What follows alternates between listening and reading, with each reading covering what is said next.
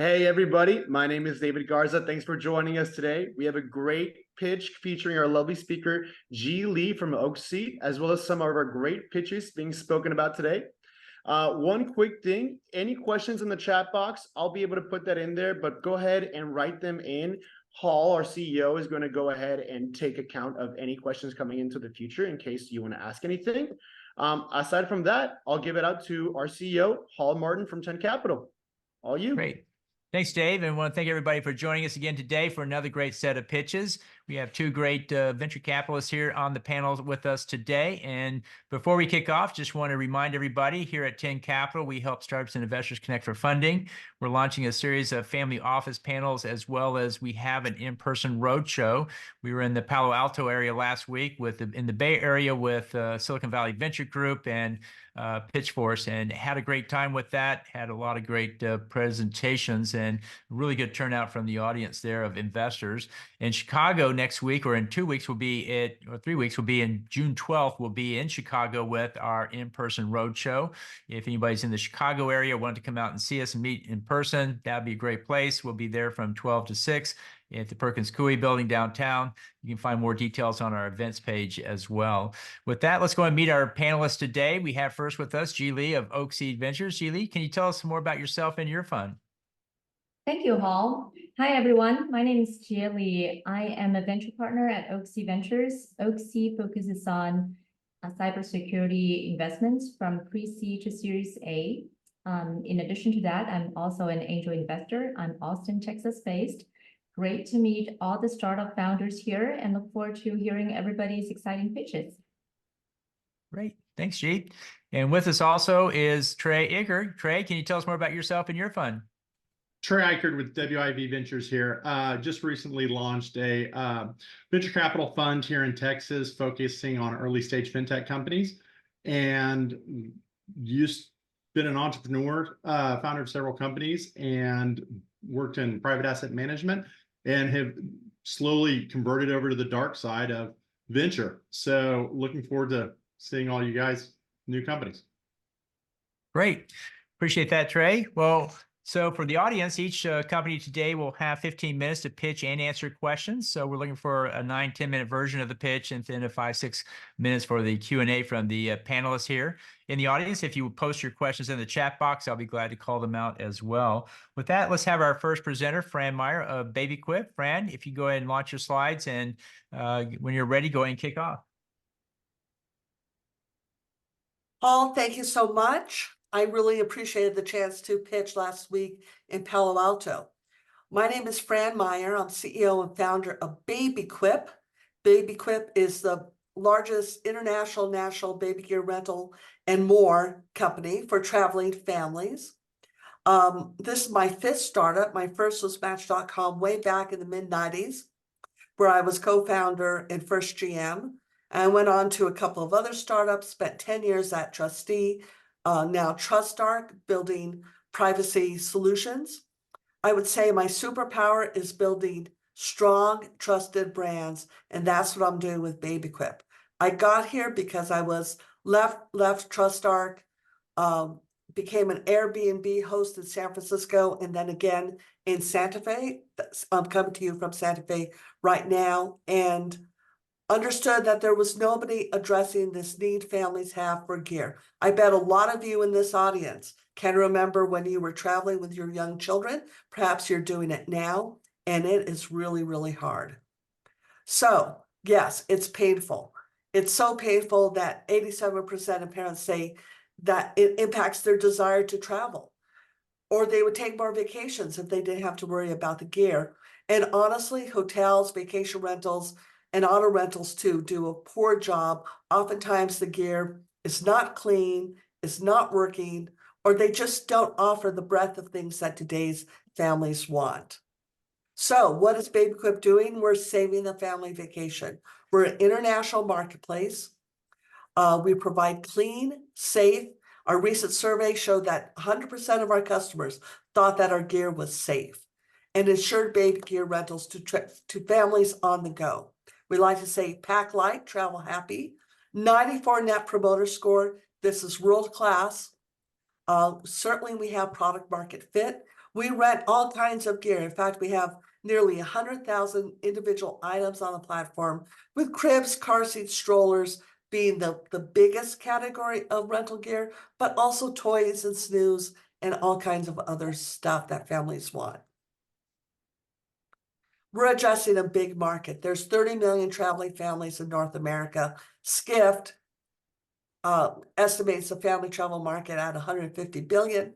We think we could be 8 billion with baby gear and other gear that people are renting, some multiple of that internationally. And our timing's right. Families today, mostly millennials, they prefer to rent, they value experiences, they embrace the sharing economy, they value sustainability, they don't want to go buy and dump, which I did, and can't do anymore. But they're not going to go to Craigslist. They want specialization. They want clean, safe, and insured gear. The way we do it is our supply of 2,200 what we call quality providers. These are mostly moms. They're the ones who own the gear, clean it, pick it up, set it up, the whole bit. This is beyond sharing, so they own multiple strollers, car seats, cribs. They might start with some gear they have on their own, but they're really building a business on our platform. And they're making good money, on average about $1,500 a month, but we have some people doing tens of thousands, and it really has become a full-time job for them. They're educated. They are either working part-time or staying at home. They really get a lot of gratification. And we get them from social media. We've had some great press recently about the opportunity, but also many of them were customers first. So we have a nice flywheel going, about 20%. We attract them for about less than $100 cost of acquisition, and they pay us a $200 starting admin fee. So really great unit economics here. Always asked about trust and safety. This is how we distinguish ourselves. We have category leading liability insurance that covers the company as well as the quality providers. This makes sure that orders stay on the platform, is very critical to partnerships. And then, of course, we do all kinds of things, background checks. We know every piece of inventory, so if it was recalled, we could pull it off. We train the quality providers on safety and cleaning, not just when they're onboarded, but in an ongoing way. Most of all, we have a community and brand values that are around clean, safe, and hospitality. And that is reinforced all the time. And then we have some other programs as well. Where are we? Well, we're in at least 2,000 markets, mostly across the US, Canada, Mexico. Those are three biggest markets within the US. Hawaii, Florida, Southern California are big markets for us as well. Internationally, we're really focusing on where Americans are going, like Mexico, Canada, and the Caribbean, but we're also in Australia and New Zealand and select other European and other locations. We dominate the category in every single metric. You could take a look at these here in terms of how many markets we serve, our page ranking, domain authority, traffic, social. I mean, really, there's nobody else. So we also are forming great strategic partnerships, travel agencies, hotels, a lot of vacation rentals, a lot of family and baby oriented websites or businesses. We have over 8,000 affiliates. And these could include share a sale and influencers and so on. I will tell you, we are engaged in deep discussions with Vrbo and Airbnb about being part of their in-stay experiences. And both companies have at this point assigned a product manager to work with our team about integration opportunities.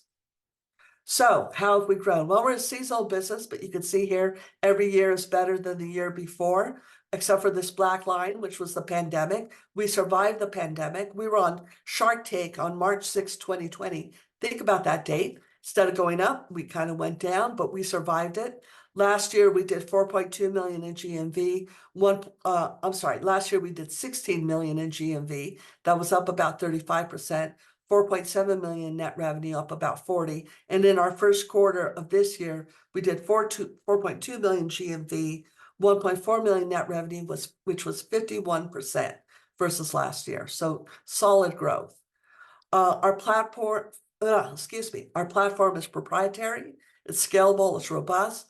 there's many different aspects. The front end, you can see yourself. The back end really serves the quality providers and the corporation. For the quality providers, they can upload their gear, photos, describe themselves, price their gear, set their availability, set their delivery, not radius, because they could do all kinds of things, but where they're willing to deliver, surcharges and more.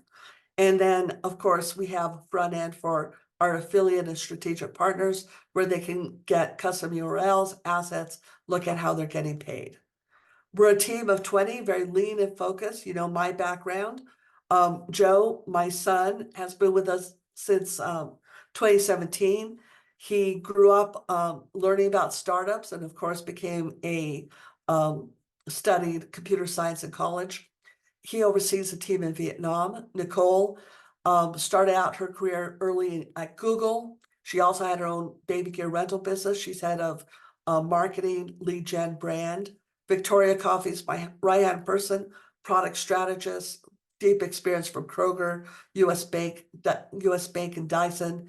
Kim Connolly has been an independent graphic designer. I'm really glad that we've had her since, I think, 2018. Joseph Call, we just recruited from Lyft, is looking over our supply. What I'm really excited about is we will start to be launching GoQuip. So GoQuip makes us the leader in marketplace goods rentals. We are already renting goods in this category. So we are already doing parties. We're looking to do pet, beach, outdoor, personal fitness, mobility, and appliances. You'd be surprised how many people want to rent a blender while they're on vacation, I guess, for those margaritas. We think we're well positioned to do this. We have a great supply network. We have a great back end. We know this will lead to higher repeat in LTV and will capture unmet demand.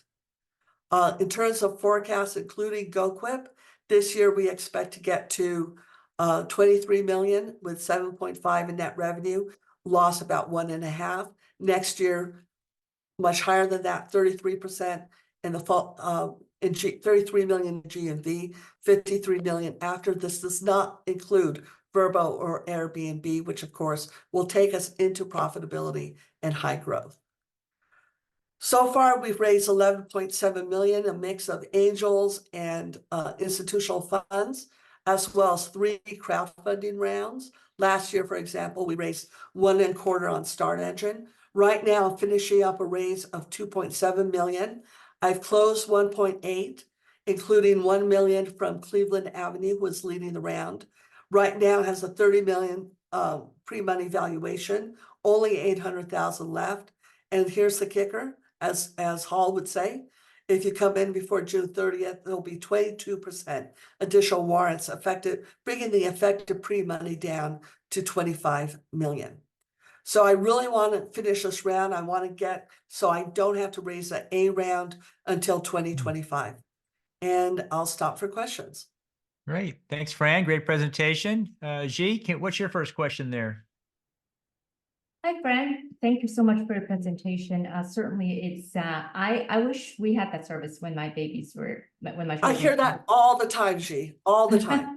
Great. So just could you please share in terms of your growth strategy? I think there's a page you talk about your cost of acquisition, customer cost of acquisition. Could you talk about, like, you know, how much it would cost, and what do you plan to acquire more gear providers and also customers? I have a second question, but I'll let Trey go first before I go back if we have time. Trey, I what's should your just question? answer you now, right? Yeah, please answer. Yeah. Yeah, great. So we do a lot of different things, from paid advertising to SEO marketing, social media, all kinds of content. We even engage the quality providers in learning how to do their own social media, get their own Google My Business page, get their own partnerships with local hotels and vacation rentals. Our overall fully loaded cost of acquisition is about $41 or $42. Our LTV to CAC right now is about I think the number is 2.1, and our best cohorts are post-pandemic. So they're not even 2 years old.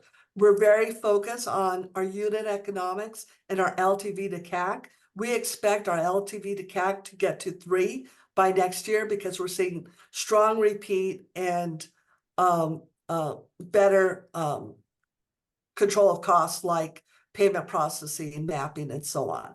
So we will continue to do these things. Obviously, as we go into new categories and form new partnerships, I think that will supercharge our growth. Thank you. Did that answer your question? Sure, thank you. Yeah, I'll let Trey ask his question before I come back to mine, if we have time.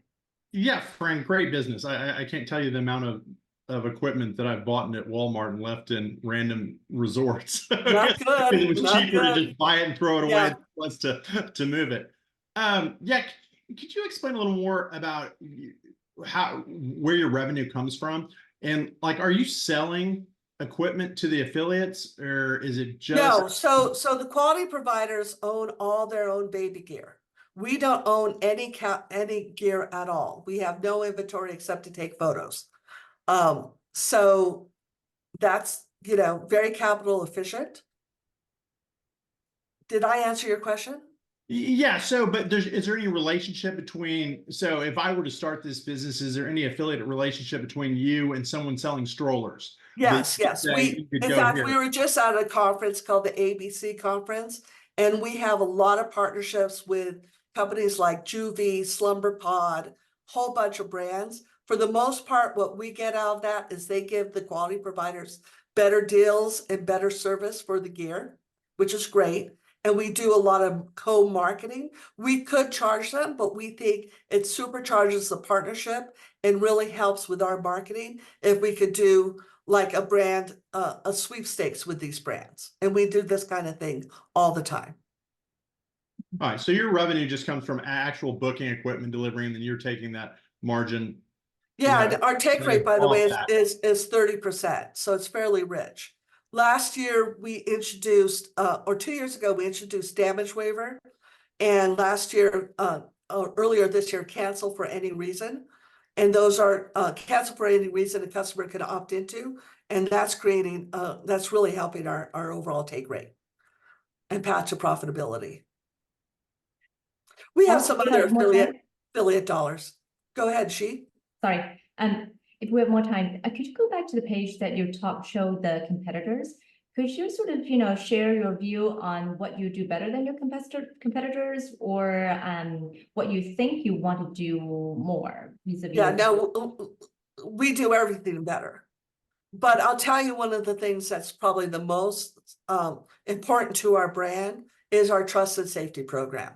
Nobody else has liability insurance for their suppliers. Nobody else puts so much focus on cleanliness. I mean, we have situations almost every couple of weeks where a customer maybe ordered from Babies Away, and we're so disappointed with the quality of the gear that they called us.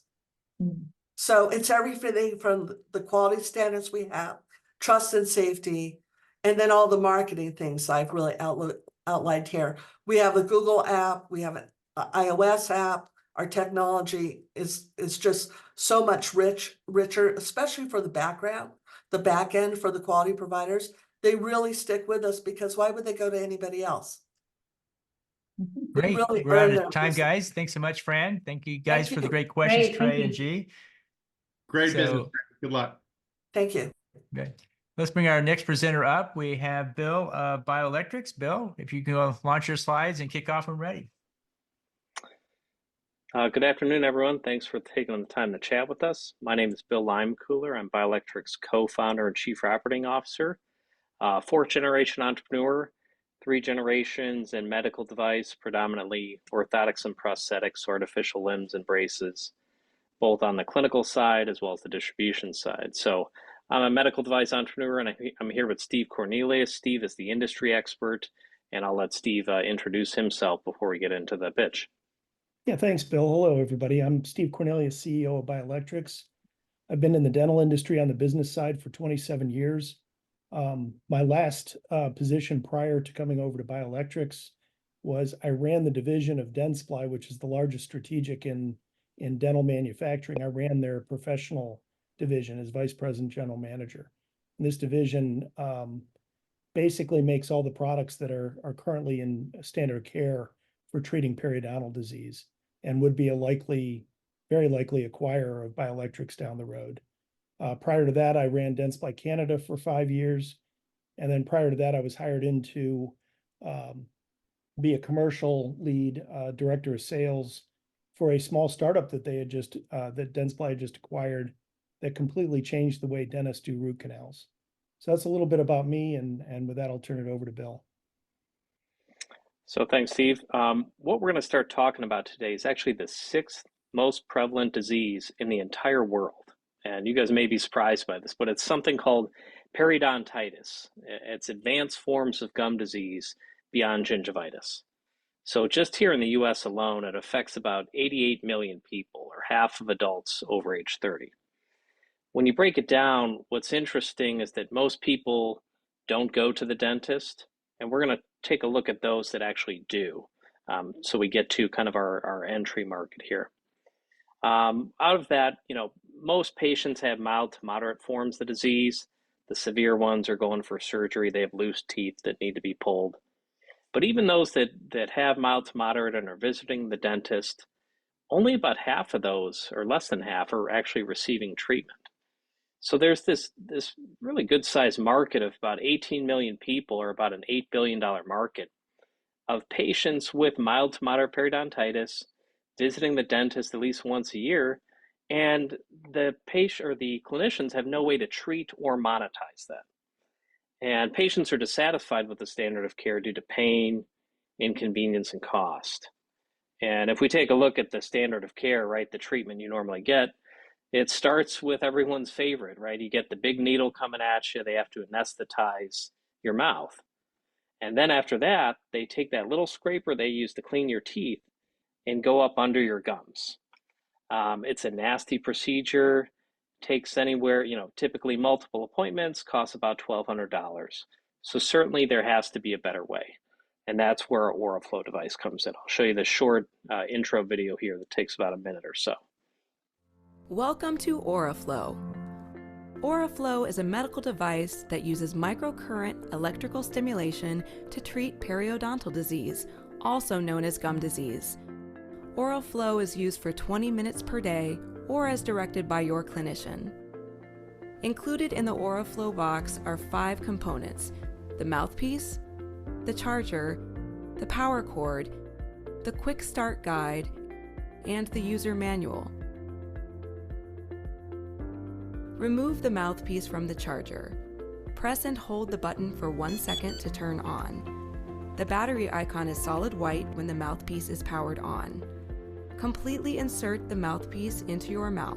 Gently place your upper teeth and lower teeth inside the mouthpiece. Press the button to start the 20-minute treatment. The treatment light is solid blue when treatment is running. The 20-minute treatment is complete when the treatment light flashes white and the mouthpiece plays a short melody. Rinse both sides under warm running water for at least 30 seconds after each treatment. When cleaning is complete, place the mouthpiece on the charger until your next treatment. Congratulations! Welcome to the world of OraFlow. Smart, personal periotherapy. So as you see, today, if you're refusing in-office dental care, there's no treatment available for you, right? If you don't want the scraper and the needle, you go home untreated.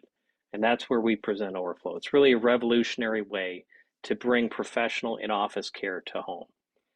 It uses clinically proven microcurrent stimulation. So technology came from medicine using electrical stimulation to kill bacteria. It's convenient and portable, so you can use it at home, on the go, while you're driving to work. It's painless, right? Painless prescription device. You get a prescription from your dentist. Dentist stocks a couple in his or her supply closet.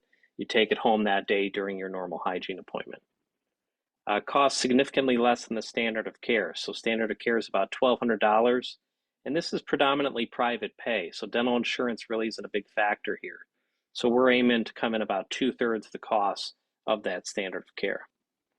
And it also has connectivity. It connects the clinician and the patient. We track all the compliance metrics. So for the very first time, dentists and hygienists are able to see how their patients are treating themselves at home. Recently, we participated in an accelerator for oral care startups called Smile Health. And part of that is we needed to validate kind of the consumer demand and desirability of the Oriflow. So we got partnered with Colgate, and as part of that, they surveyed 300 people with periodontal disease and showed them a variant of that video. I'll get straight into the results because we're a little short on time today. But basically, these patients cited pain, inconvenience, and cost as the primary reasons they don't want the standard of care. And 77.4% of the respondents were extremely or very interested in trying Oriflow. So it was great, great results on that. And the reasons they cited were convenience, meaning it's portable, it's home use, it's painless, they don't have to get anesthesia or an injection. It's easy to use, right? You just hit the button and turn it on. And it's time efficient. It's really difficult for people to take time off work to go to dental appointments. So we're very happy with the results. But it's important that we combine, new technology, validation in the marketplace with clinical efficacy as well.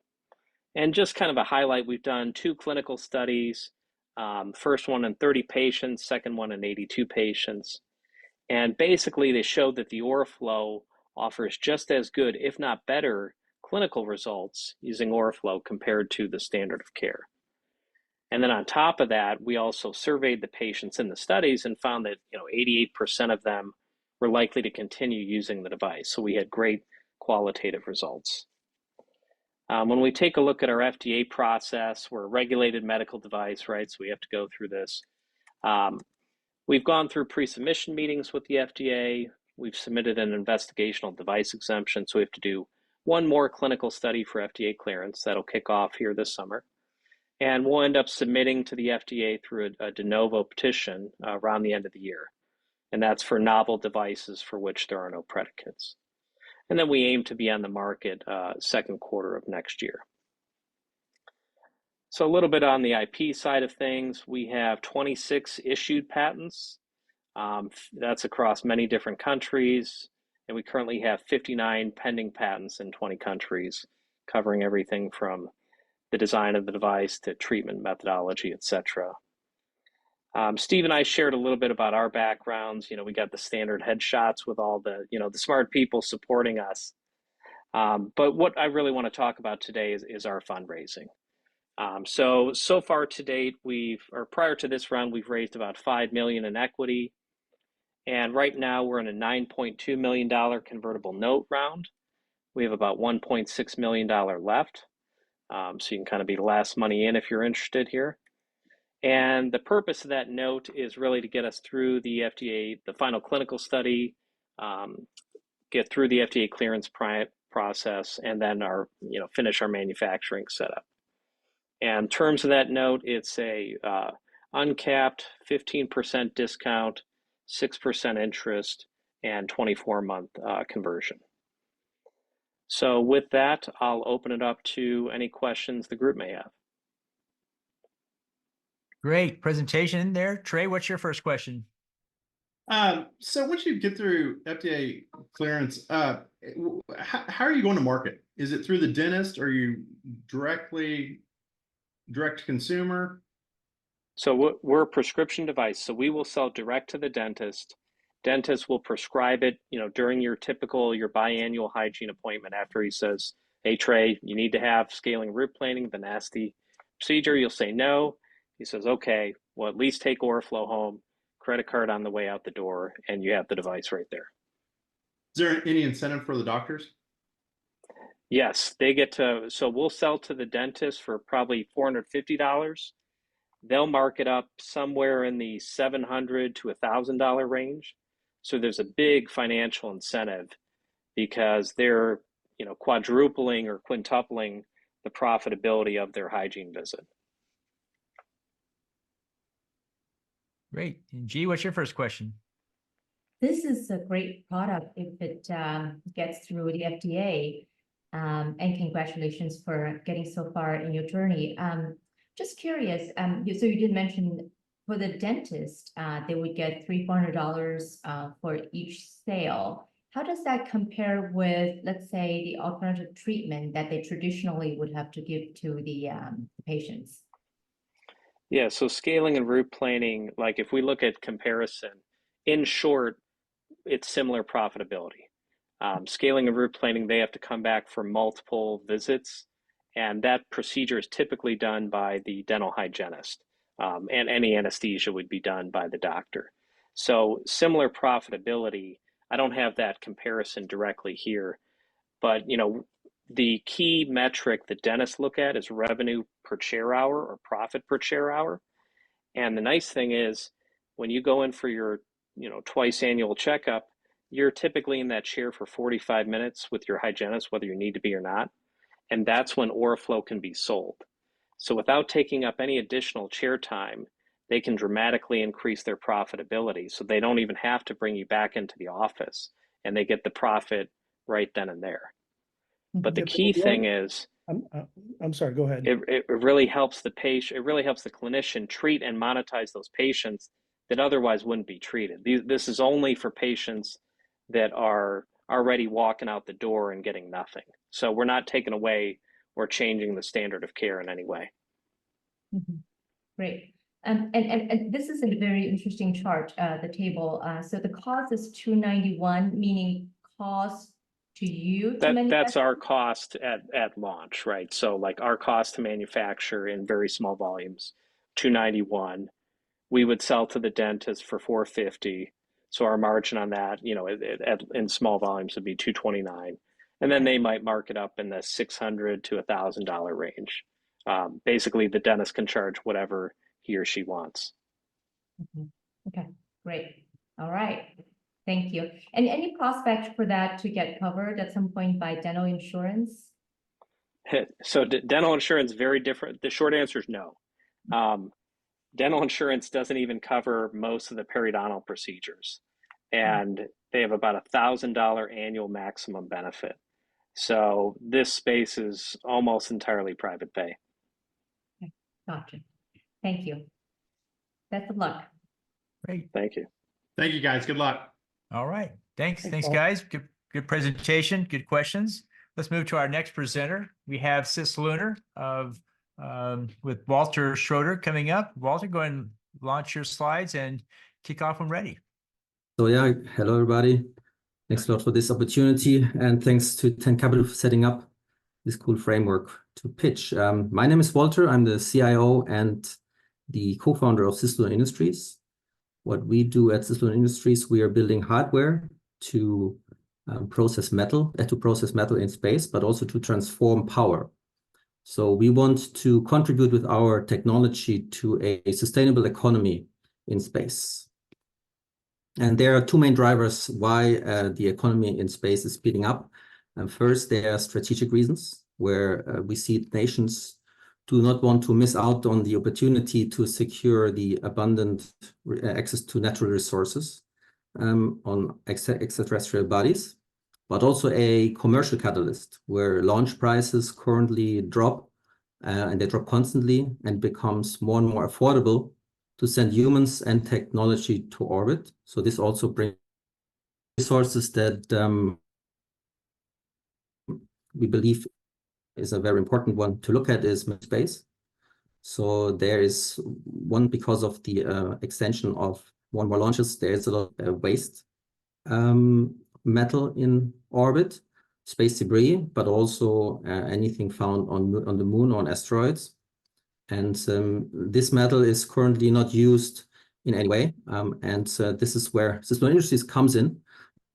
Ecosystem and the that we have in space, and players that are currently building capabilities from the left-hand side, starting in our companies focusing on extraction of metals. So it would be companies that build spacecrafts that are able to catch debris and deorbit it, but obviously also have the capability to bring it to some other orbits or some other space. And then you have companies that build rovers for extraction on the lunar surface. This material is usually brought or planned to be brought to space stations or spacecrafts. or lunar bases on the lunar surface. So in this value chain, there is a gap. After that, what do you do with the metals that are transported to a certain depot? Well, this is where we come in. We can process the metal to useful form factors, such as construction materials like bars, but also fuel rods that can be used for metal-based propellant systems. And the other technology that we bring in this ecosystem is power, because that's what we need to run our technology, and we can also provide to others. So then further down the line, we would collaborate with other partners and companies that help to transport manufactured products to some end users of that product. So this leads to an ecosystem where maybe I quickly show that with the laser pointer. So this is a spacecraft that would capture some debris that is left in orbit. It then transported to the salvage station that would be able to cut the metals from debris and process it into another product. This could be, again, some trusses for installing solar panels or connecting different parts of space stations or metal rods. And then another spacecraft would bring that to another space station where further manufacturing can take place, like changing the form factor. So that way you have almost a circular economy where whatever is used can be reused once it's broken, and whatever is left in orbit can be also reused. I know this sounds a bit like science fiction, but yeah, welcome to the future. We have built a technology that allows this capability to happen. So here on this picture on the left-hand side, you see our system that allows to manipulate the position of molten metal in microgravity. And on the right-hand side is a model of our space foundry that we have patented. So the way this system works is that on top you would feed in some metal pieces that are cut out from some debris, and then it's melted down in a furnace. It uses electromagnetic heating. So the workpiece, electromagnetic field is induced, which heats up the metal. And then you can see these two rolling parts here. And this is where the molten metal is pressed through. And on the other side, you would get a bar coming out. So it looks a bit like this here. So this would be a bar that is produced. And we can make these bars as long as we want if we keep pushing in more metal on one side. So what we had to build to make this technology work is a power supply that is able to provide the power to transform the power that you get from the usual battery in orbit, 120 volt, to a higher voltage, 500 to 600 volt, but also a power supply that is able to give the right frequency to a melting, the melting piece of the machine, the space foundry. And we have found that we can use this power supply as well for electropropulsion systems and other use cases. So another use case would be a welding machine that needs high power levels. And we just did fly last Monday a power converter that was used on a rocket to demonstrate welding in orbit. So this power supply has proven to be our near-term market opportunity as well, because we found that there's a high interest and high demand for a power supply that is smaller in size and more lightweight than competition and would have higher efficiency levels. So we have started building those and selling them in the power converter market so that they would be used to power electropropulsion systems. Like here on the right-hand side, you can see an image of a satellite propulsion system that was tested in a vacuum chamber using the power supply unit that we built. So there's obviously a more near-term business potential with selling these power supplies to satellite operators or electric propulsion system focused companies. And then a longer-term market for metal, where the actual market right now we would be at 400 million per year, and then this grows over time. So adding other capabilities that we have with power, and then in the later in the 30s on the metal side, where obviously on the lunar surface there's a massive market developing, where we are currently with our technology on the forefront on that side, because we are picked by NASA and by other government players to develop this technology further. So we see this happening, as I mentioned, at the moment. Well, we will continue advancing the metal capabilities and metal processing capabilities with the Space Foundry, kind of maturing the TRL level of this technology. We have a experiment on the ISS next year in August, and then but in the meantime we are also selling power converters, which is a much bigger market. And in our pipeline we have over 140 million worth of deals that we are currently have an interest from primes, SMEs, but also startups that want to get their hands on our power supply unit. And then in the future, we see that the market develops to a metal processing capability market, where we can offer services such as end-of-life service for satellites. You don't need to deorbit them anymore. You can bring them to a salvage yard and save some fuel, but also you don't need to bring any materials or certain materials to the moon. You can get them from recycled landers or other parts on pieces on the moon. And so you have a time and a cost benefit there. So looking at current deals, altogether, we have closed 2.5 million in commercial sales and 4.3 million in government contracts, but we see the commercial sales number growing rapidly at the moment.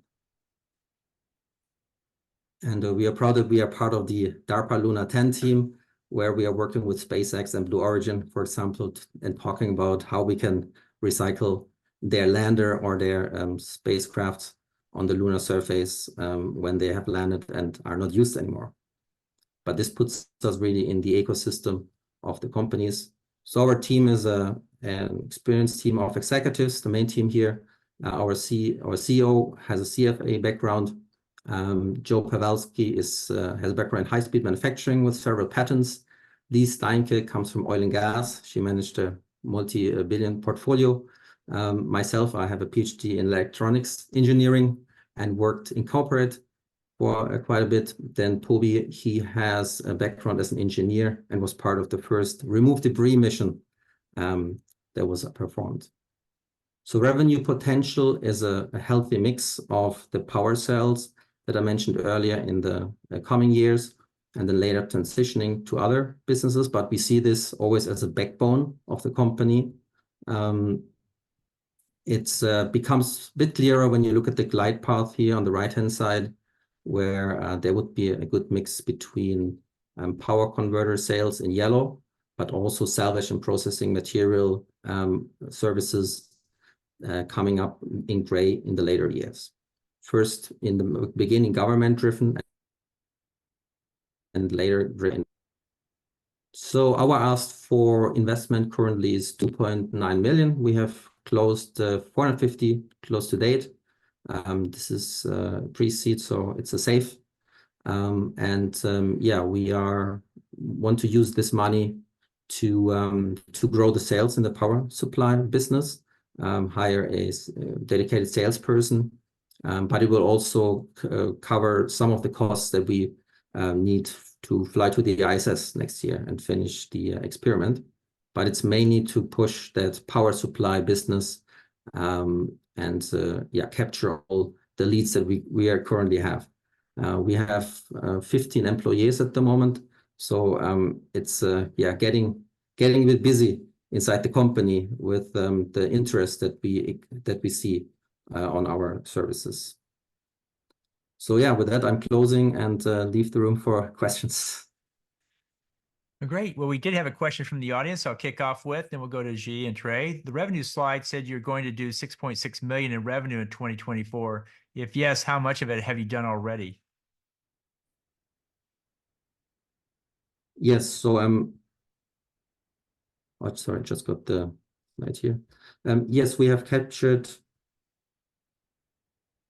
Excuse me. We have captured now of 2.5 million. Like these industrial sales that I mentioned earlier took place this year. Yeah, we still need to close 1.9 on the commercial side, which looks very probable. At the moment, we are working on a bigger deal with one of the primes. So yeah, Okay, a bit great. more than half of it is Also, the closed. government contracts cover about half, and those are pre-existing. Okay, very good. So next is Jay. What's your first question? Walter, thank you for your presentation. This is fascinating. Could you talk a little bit about, first of all, the commercial sales today? Is that all in power conversion? Basically, my understanding is that you change the voltage of the power supply. What's their current alternative ways of converting the power? Yeah, so you usually use the same technology to transform the power. Yeah, it's like coils for different windings, but the difference in the to competition would be that the efficiency of the power conversion. So let's say you put in one side 120 volts on a certain strength, and then on the other side there is a certain loss of that calculation. So at the loss that you would expect on a good power converter on the market nowadays is about 95 to 96% would be the efficiency. So you lose about 4%. And in the tests that we have performed, we lose only 98. Well, we are at 98 efficiency, so we lose 2%. I mean, these numbers become a bit more clear if you turn it around. What is the loss in heat? Because whatever the efficiency loss is, it would expel in heat. So, Gotcha. Yeah. so we are kind of double efficiency in terms of that. And if the system heats up too much, then it creates Sounds good. damage. If I could sneak in one more quickly, for the metal one, it's fascinating that you want to salvage the scraps from ISS and then reprocess that. Now the question is that don't you need? I think in metal, you need to analyze the components and understand and to make it strong enough to withstand the very harsh environment in the space. What do you have out there to test what's in the metal scrap that and how do you make sure that you have the right formula to do that? Yeah, in terms of the strength of metal. Yeah, whatever metal that you recycle, what are Yes. they? What's the components? And how do you make sure that when you build into new metal that is usable and strong? Yeah. So usually we know the objects that we're trying to capture. We know the composition, I mean, last week we would get some metal from SpaceX that we now have in our lab, and we can melt down and test the structure and capabilities that we would have, or the properties. But we know that most objects are built with the aluminum 6061. It's like the same metal and aluminum that you use for aircraft nowadays. And this one is not losing any properties or strength when you melt it and reuse it. And another factor there which plays a role is that usually the structural integrity doesn't need to be as strong in orbit as it would be on Earth, because it does not need to withstand the launch stress, and also no gravity. So there is a possibility to create structures that are less strong than on Earth, but still defeat the purpose that they will be used to. Gotcha. Okay, great. We're out of time. Thanks for the great answers there, Walter. Great questions. G, thanks for your time today. And with that, let's go and move to our next presenter. We have with us with Urban Pickleball, JT Valentine. JT, if you can launch your slides and kick off when ready. So let's just 1 second here. Sorry, I was a bit surprised by the order there. Hi, let me just share our screen here. And there we go. All good? You're good to go. Okay, great. Sorry. Just a comment, which is this just another day in the life of 10 Capital, moving from, if I've got it written down here correctly, state-of-the-art microgravity processing of in-space human-made and natural metals to pickleball. Yes, it is. We have I- life science tech and deep tech You, deals all the time. And It sounds like you have a great job. I guess it's This is normal to like, me. it's what a day. I mean, or it what is. what It is. what a It's the way of the job world. you guys all have in terms of looking at these things. No, I'm duly chastened. I'm humbled, from one extreme to the other. Pickleball. Uh, I guess, how can I say this? Unless you've been living in a cave and well, even then, I guess you probably are aware of pickleball and of the explosive growth of the sport over the last few years. Estimates vary from somewhere on the order of 50% to 80% year-on-year increases in the number of people playing pickleball. And over the last 3 years, the SFIA, one of the industry groups that analyzes sport statistics, has noted that there's been a 223% increase in the number of people playing pickleball over the last 3 years. What that does is it creates problems and opportunities, and we're here to take advantage of the opportunities. The problem basically is that one of the impediments to growth in pickleball is lack of courts, and specifically lack of indoor courts. Now, I've just I moved 3 years ago from London, and the idea that there would be problems playing pickleball in a place like Florida um, were quite surprising to me. It's sunny and beautiful a lot of the time, and the kind of the question arises: why in the world would indoor pickleball courts be of interest? I guess the answer to that is the two W's: waiting time at public courts and weather. Pickleball is it's a very lightweight wiffle ball type ball that doesn't do very well in the wind. And here in South Florida, where I am, it's windy most of the time. There are also issues with rain, of course, and increasingly, given our concern about health and activity, exposure to sun. So the indoor world of pickleball has become of interest. Now, in pickleball, there are basically kind of four ways in which people play, or four types of clubs or locations at which people play. There's a free-to-play model, which basically just means public parks or rec centers where there's no charge to play, or very minimal charge to play. There's no real organization of play. People just show up and play pickleball. There is also I'm sure you've heard of things like Top Golf and Chicken and Pickle, which they're basically entertainment ventures where a high percentage of sales come from food and beverage. And the pickleball is really something to do while people eat and drink. At those entities, a high percentage of sales come from food and beverage, as high as like 70% of revenues.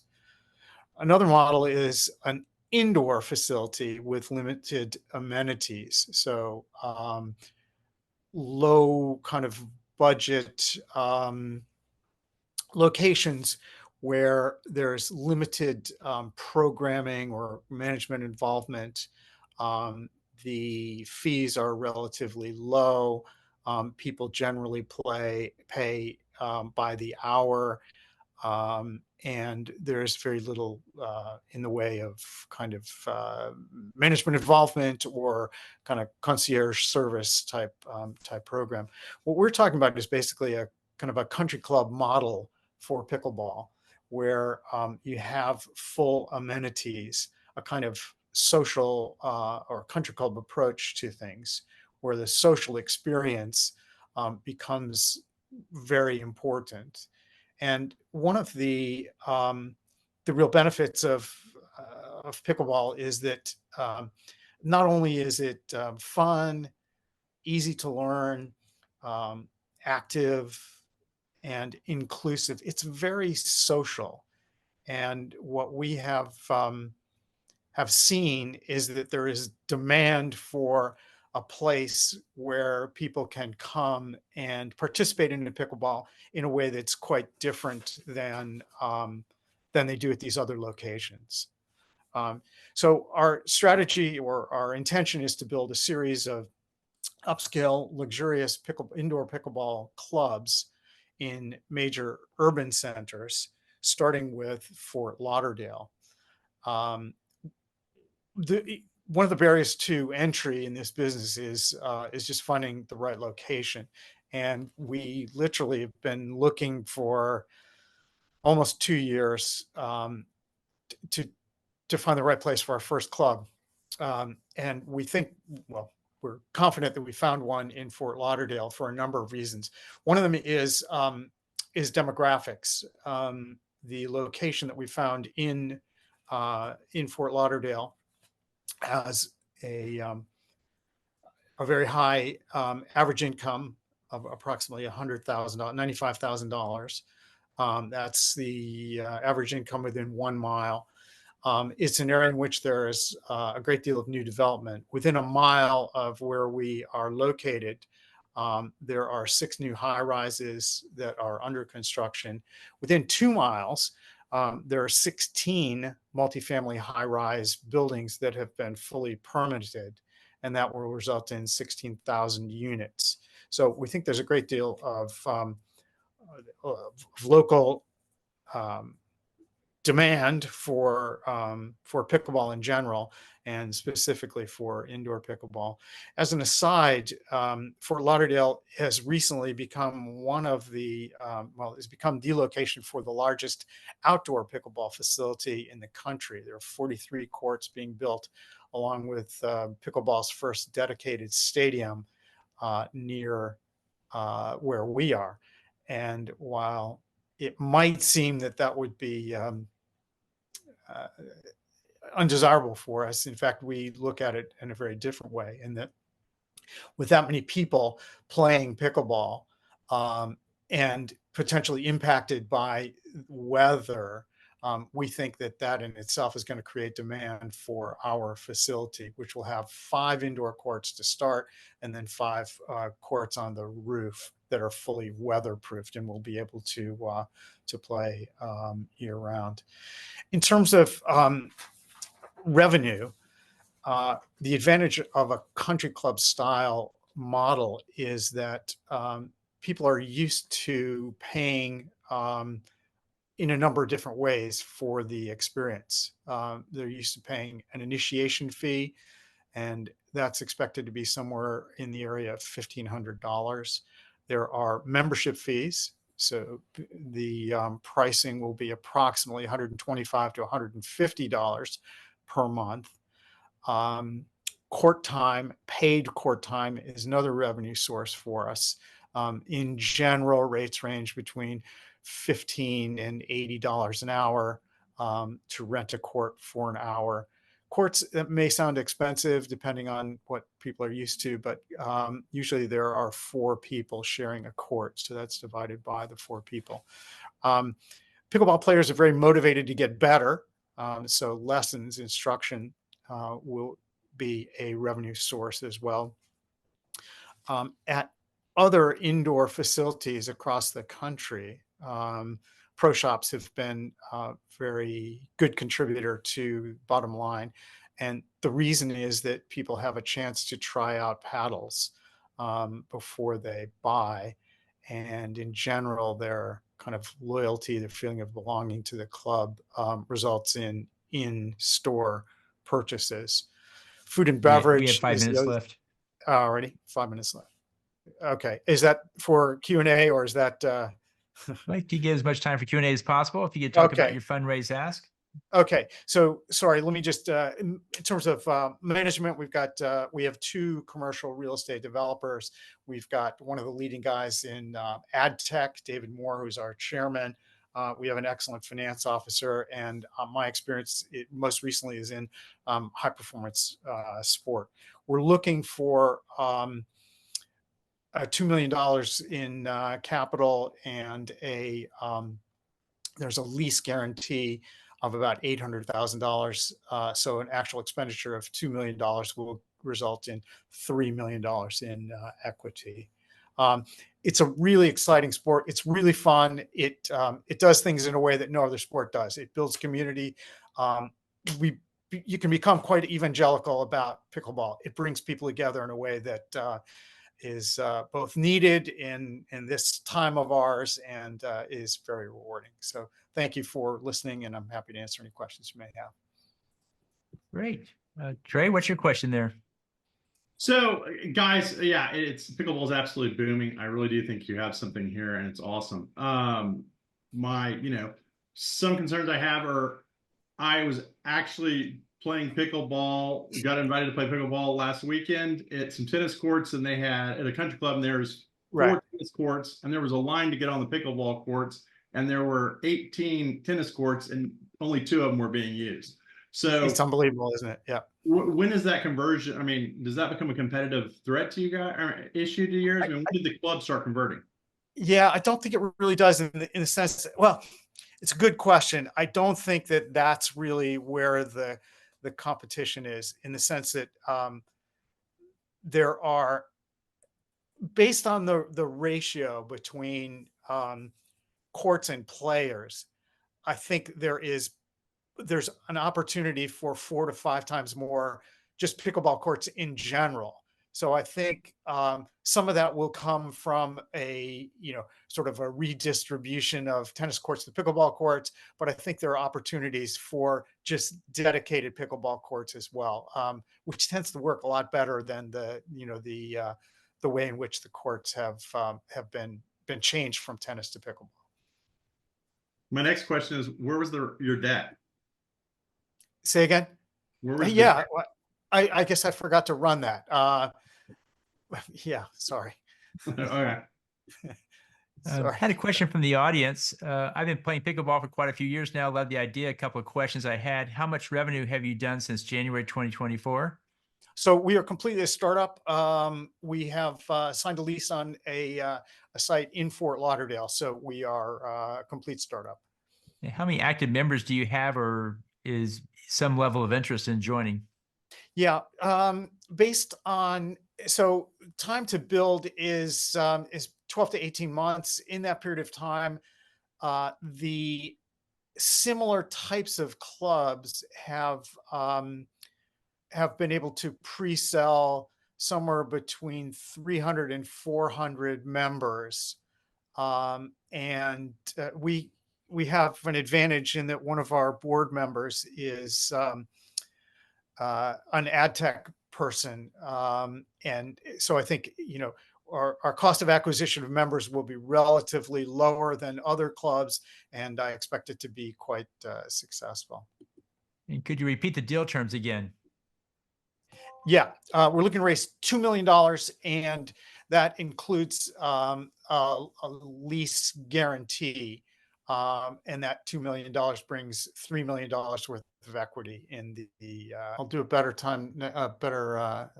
effort next time with the deck there, which seems to have disappeared.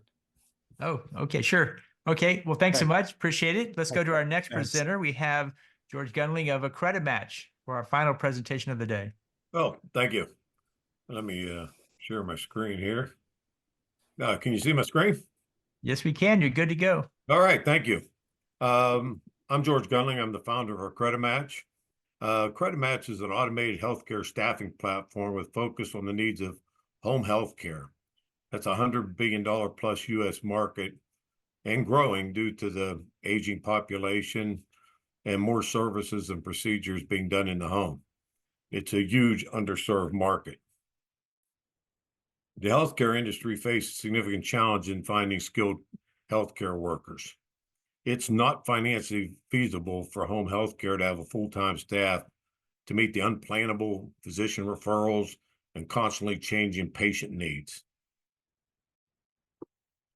To date, home health agencies have either had to deny referrals because they don't have the staff to meet the referral needs, or depend on the high cost of staffing companies that's eroding already slim margins. That process is inefficient and expensive. The Credit Match is an automated, efficient solution bringing value to both sides. For the caregivers to locate jobs and negotiate price and schedule, for the home health and healthcare organizations to locate the skills they need. The Credit Match technology includes the mobile product for caregivers and the portal for the home health organizations. It was built to handle the complexities for home health regarding visits, scheduling, and payments, but covers the needs for all healthcare organizations seeking skills.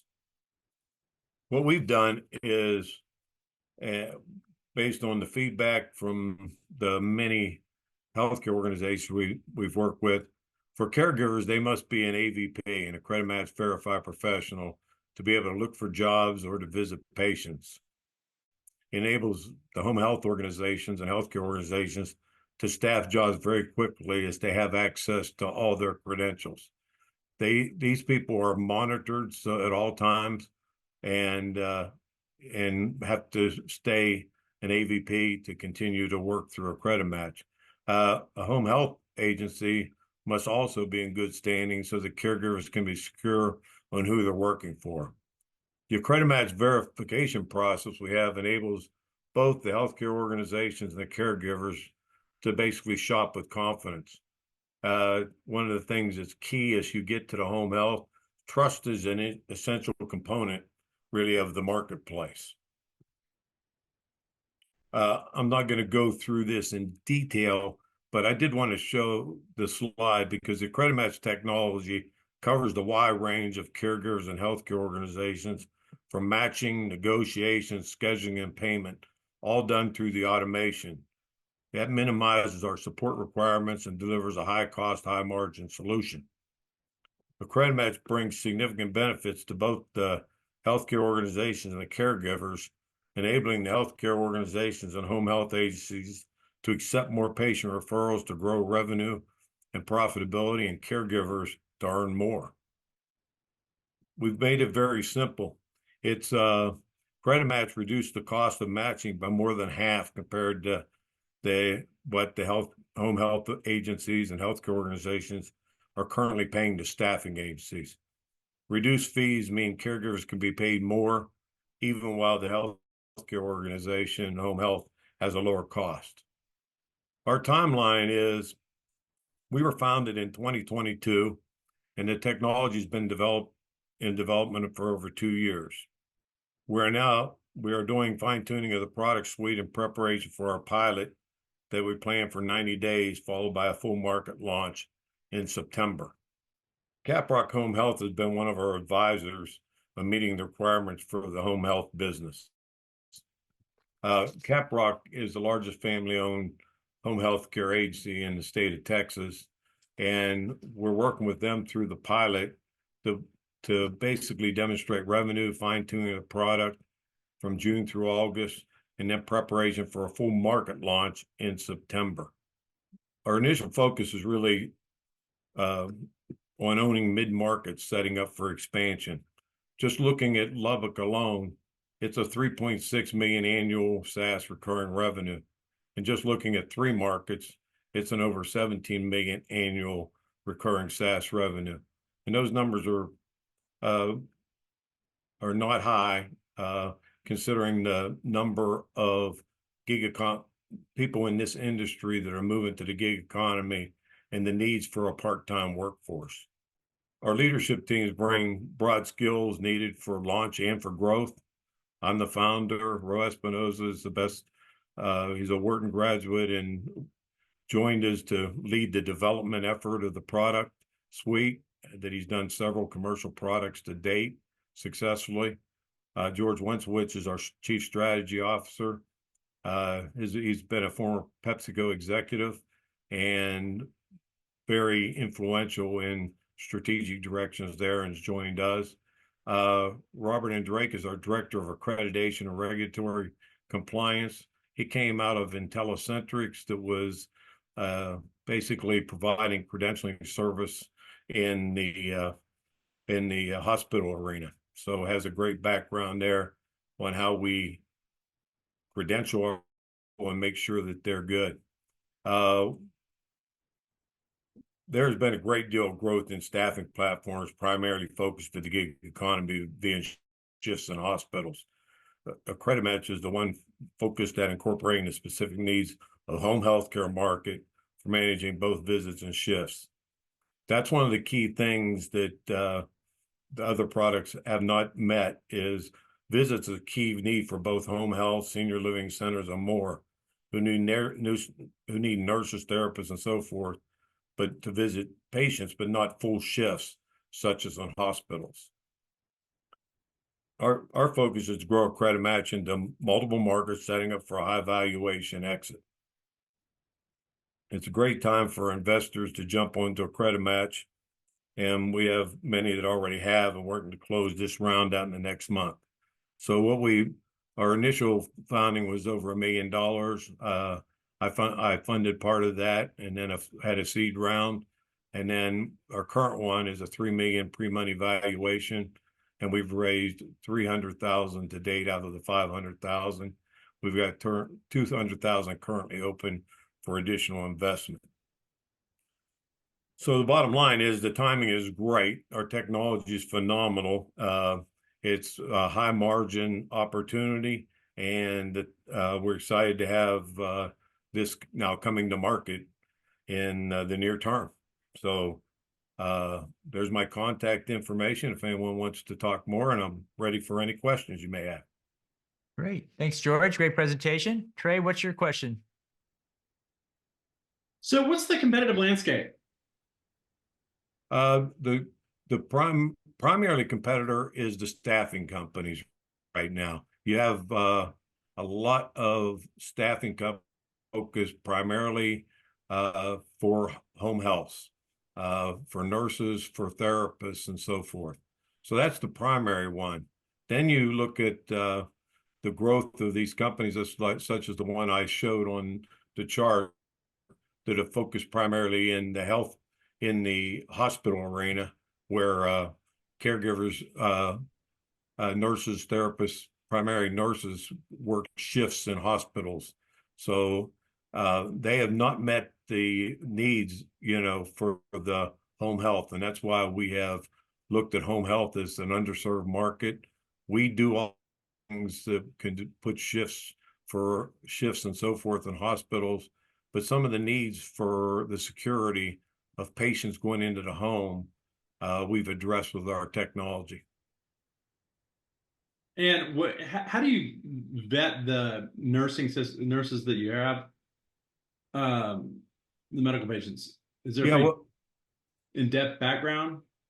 Yeah, what we've done is we partner with some of the leading industry providers. We use Checker for is also does the backgrounds for Uber and Lyft and more. They do the criminal background check and monitoring of it. We also check all the license and monitor all the licenses and so forth. And then same thing for the required things that is important to be able to go into the home, such as the vaccinations and health checks. All that is monitored to keep them as an AccrediMatch verified professional. George, can you talk about your rollout to the Lubbock facility? How's that going to happen? When's it going to happen? What are they exactly going to do with it? Yeah, what our initial pilot here, they've worked closely with us on the requirements for home health. For example, one of the things that's really critical that we had to incorporate is on the payment structure and the scheduling. If they have to, a patient ends up with a visit scheduled, they can't be there for the visit for whatever reason. Being able to manage all that scheduling is done through the system. We built a communication platform so that they can actually negotiate through the system and communicate between the healthcare organization and the home health and the caregivers. What we're doing in Lubbock initially is a pilot. We've had the system, all tested out, but we know we need to go through, a 90-day period of time to have it up and live. So that'll allow us to get to revenue. They've agreed to bring in some additional healthcare organizations into the pilot with us, as well as independents they already use, having them to go through a credit match. And then they have part-time workers that they use that they'll have join a credit match too. So that'll enable us to find out any fine-tuning needs to be done with the app and then be able to do a full market launch in Lubbock after that 90-day period. What kind of revenue do you expect from that in the first 12 months? In the first 12 months, we have it set at just about 1.4 million. So you'll make 1.4 million off of the Lubbock facility over a 12-month period. Yeah, yes. And overall it's got the potential of over a 3 million annual revenue market. Okay, very good. Trey, what other questions did you have?